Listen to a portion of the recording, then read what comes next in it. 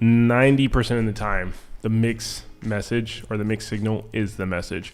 So when people are being ambiguous with you, it's because they're not invested into you.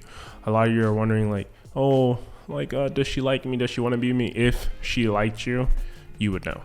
That's literally just cutting straight to the chase. If she was genuinely interested, you would know.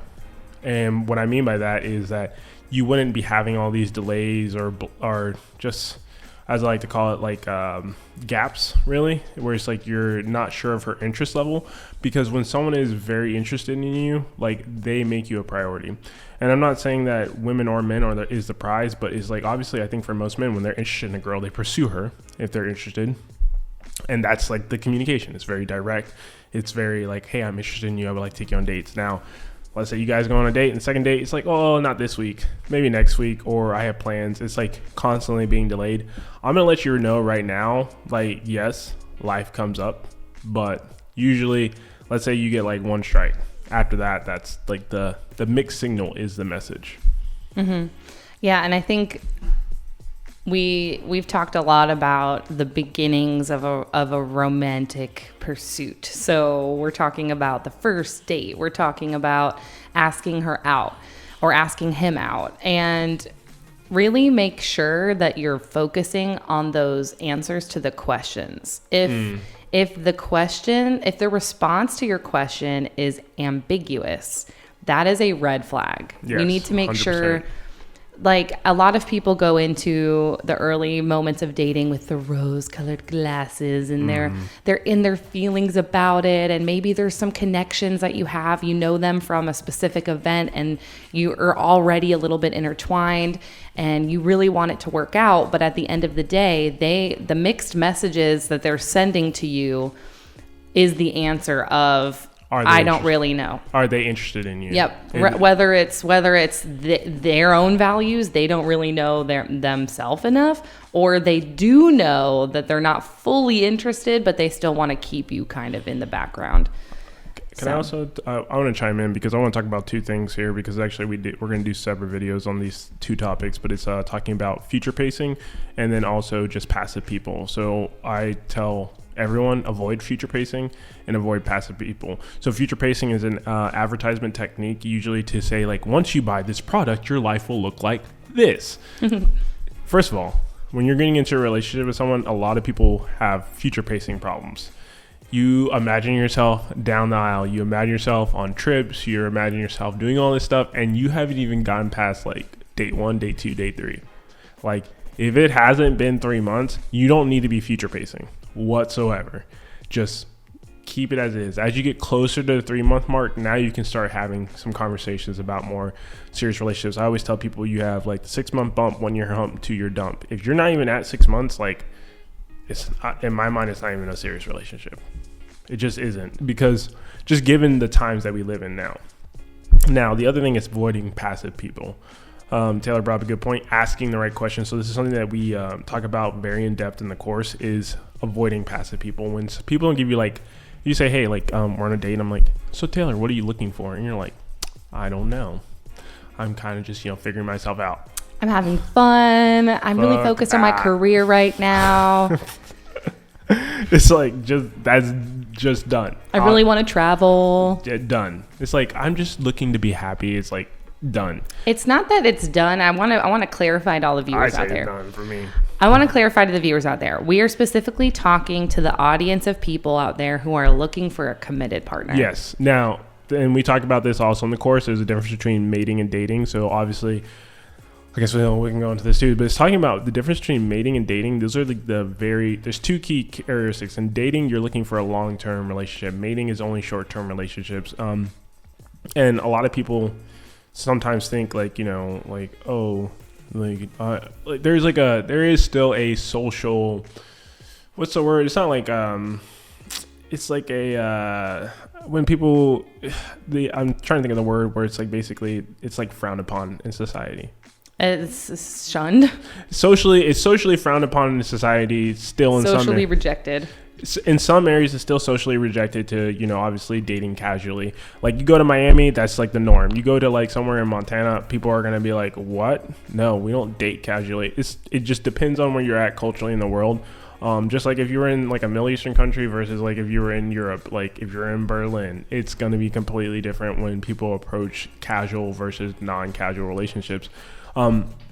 But you ask these key questions to filter people out. That's just literally the purpose of it. And I think a lot of people don't take the time to ask the right questions because, like you said, they have these rose-colored eyes where it's like, oh, I mean, maybe she'll like me. Oh, maybe one day we'll be together. It's going to look so beautiful. Our kids are going to have brown hair and blue eyes.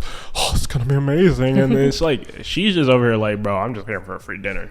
And I'm not saying like every female is like that, but 9 times out of 10, like you could tell if someone's interested in you. If they're not interested in you, bro, just go ahead and chalk it up to a free dinner. Right. And let's talk about it from like the female perspective on the male. It's like the male too will also give you the signals of I'm not looking for something serious. Ooh. And men are typically really good about this. They're Yes. really direct in the very beginning, and it's the women who idealize, we future pace, we like to imagine how it could be, and we don't focus on the reality of What the now. guy is telling Because they're telling you, even mixed, like the whole message that we're trying to get across with mixed signals, mixed messaging is that's the message. Yes, the only and I want to chime in too as well, is that when you're trying to solve this issue of mixed communication or mixed messages, the key answer, I don't care where you are in the world, I don't care what language you're from or like what language you speak, I don't care. The absolute, and I always say this, is the absolute answer. And I'm like, I know what I'm doing. I know what I'm doing on the internet. I'm making an absolute statement.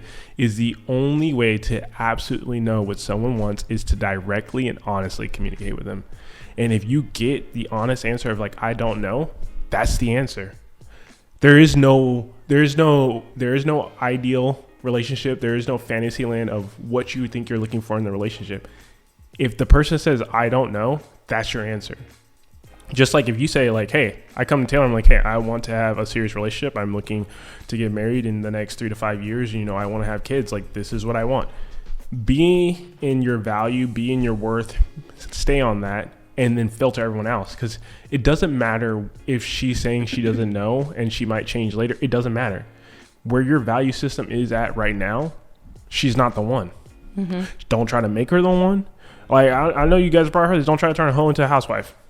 It's the same principle of if she's not the one, don't make her the one.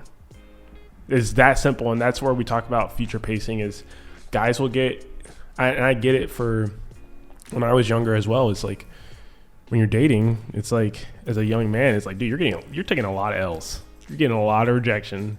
And then like you turn like 27 and you're like, oh dude, this is like easy. But sorry, I Could go on a little tangent there. I went on a tangent. But you brought up a really good point, and I think what we really need to also talk about in this whole phenomenon of I'm with someone and I just keep getting these mixed signals and I don't really understand what they're doing. But the root problem is that you're choosing to stick around for the potential that you really want. Or you haven't communicated. Or you haven't communicated yourself. Either way, it's a breakdown in your own values. And this is something we go in really in depth on in the course, especially in the discovery course, because it's really important to understand if you are a fear-based person, let's just say fear-based, then you're going to go into a relationship and you're going to be projecting the fear of I'm going to be alone. And so you're going to miss those signals that they're sending you. You're going to miss the mixed messaging because you're so afraid of being alone that you're going to hold on to that person, despite the fact that they're very clearly telling you through their mixed messages that they're not interested in a deeper relationship. And I think it's really important to evaluate your own boundaries, your own values, so that when you do go into a relationship and you are dating, you can understand where your limit is. If he is telling you first date that, I do see myself getting married in the next 3 to 5 years. Like maybe it could happen. And you say, okay, like I'm going to let that one go because 3 to 5 years, like that's also my value. And then, months and months go by. And then he's like, I really don't know. I really don't know if we should make it official. Like, I just want to have fun.